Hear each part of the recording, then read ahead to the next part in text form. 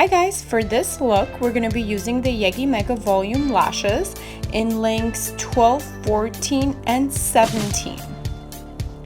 We're going to start off by brushing the eyelashes. She only has like one or two of her old eyelashes left, so we're going to go ahead and either remove those or work around them if they still look. So you can see gently, that's a technique I use. I'm gently scraping off any old strip eyelash glue that she has that's rubbery and gently stripping them or gently kind of scratching them off of the natural eyelash. It's a little technique I use to get those off because sometimes no matter how much you prime them, there will still be a little bit of residue. Okay, so and now you can see these Mega Volume lashes. You can see how easily I created that fan without spending too much time and placed it on top of the natural lash. Again, we're isolating, making sure there's one natural eyelash between my left tweezers, and then I grabbed the fan and I placed it right on top. I think you can see on this one I'm a little struggling, and that's okay. I didn't want to edit that out. I want you guys to see that's okay. Even I've been doing eyelash extensions for almost 9 years now, and sometimes they just don't want to stick the way I want them to stick. It's okay to remove them and then go back and try again. And here you go, I'm trying to take out a little bit of more of that false eyelash, strip eyelash glue. There we go, there's another fan easily created, and I make sure I isolate only one natural eyelash and I go ahead and place it right on top there. And you can see with these Mega Volume lashes why they're so amazing is they're so easy to fan out compared to the old or the mink lashes that fall apart when you're grabbing them. The beauty of this is when I'm grabbing, look, they kind of stick together and I could put it to the side. Well, that was not a good example, but look, I could put them to the side and I just wiggle them down a little. Oh, look, I'm struggling again. But that's okay. But you see that third time I grabbed it just fanned out beautifully, and I'm just placing it right there. And I'm just gonna keep going and applying. This part's kind of fast. I just want to show you guys how quickly they fill up.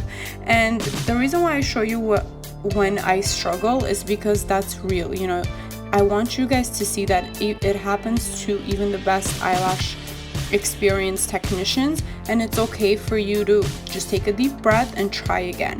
Initially, anybody I train or when I was training, it is frustrating.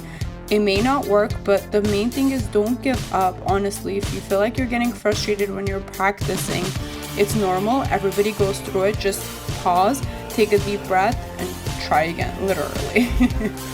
So here we go. I slowed it down again, and I want you guys to see I literally just grabbed and there it goes. The fan's ready. I can just put it on there.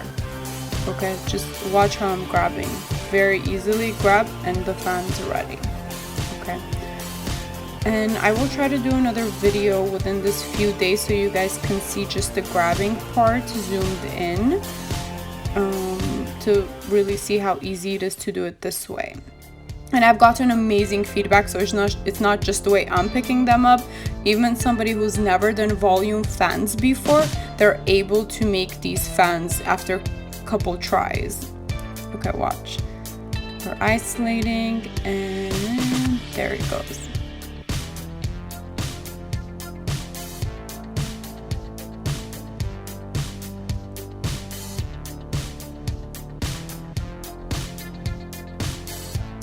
There we go, they're filling in, and we're gonna go ahead and do the corners.